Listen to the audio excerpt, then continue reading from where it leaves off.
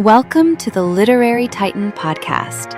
In every episode, we dive into a book we've just read and share our thoughts, from best-selling authors to rising literary stars. We read it. Now let's talk about it. Reading Trauma-Informed Teaching from Reaction to Restoration felt less like moving through a conventional education manual and more like sitting across from someone who has paid dearly for what she knows and is determined to make that knowledge useful to other people. Author Dr. Annise Mabry's central argument is clear from the start. Children who've been shaped by trauma cannot be reached through punishment, rigid compliance, or sterile notions of rigor. And homeschool cooperatives, microschools, and other alternative learning spaces have a real chance to become places of safety, repair, and restored dignity instead. She builds that case through a framework of trauma awareness, restorative discipline, emotional safety, family partnership, crisis response, and educator sustainability, always returning to the same moral center. Behavior is communication. Regulation has to come before instruction, and restoration has to matter more than control. I was moved by the book's emotional honesty. Mabry is not writing from a polite professional distance. She's writing out of lived stakes, and you can feel that in the pages about her daughter being treated as a problem to be removed, rather than a child to be understood. And in the prologue, where she describes losing major grant funding while still carrying the needs of an entire community.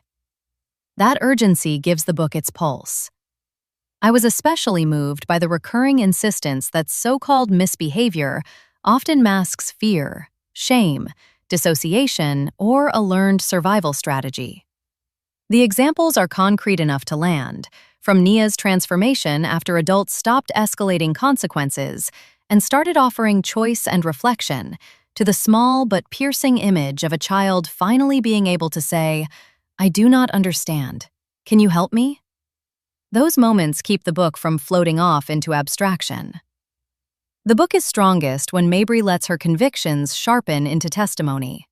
She has a gift for phrases that are blunt without being cold, memorable without sounding manufactured.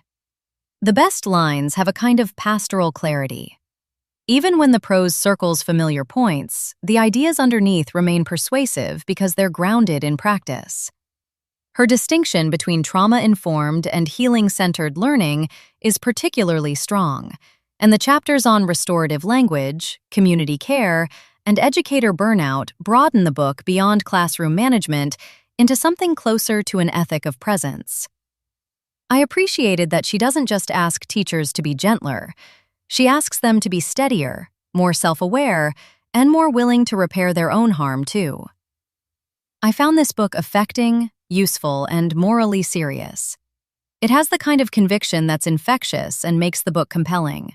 What stays is not just the framework, but the feeling of being asked to imagine education as a site of restoration, rather than sorting, punishment, or quiet abandonment.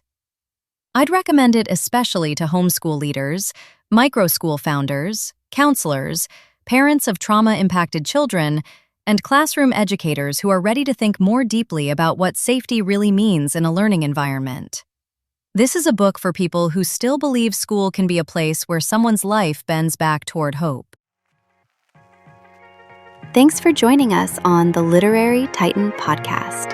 If today's review sparked your interest, be sure to pick up a copy of the book and experience it for yourself. If you enjoyed the episode, don't forget to subscribe, leave a rating, or share it with a fellow book lover. Until next time, keep reading, not just to escape, but to grow.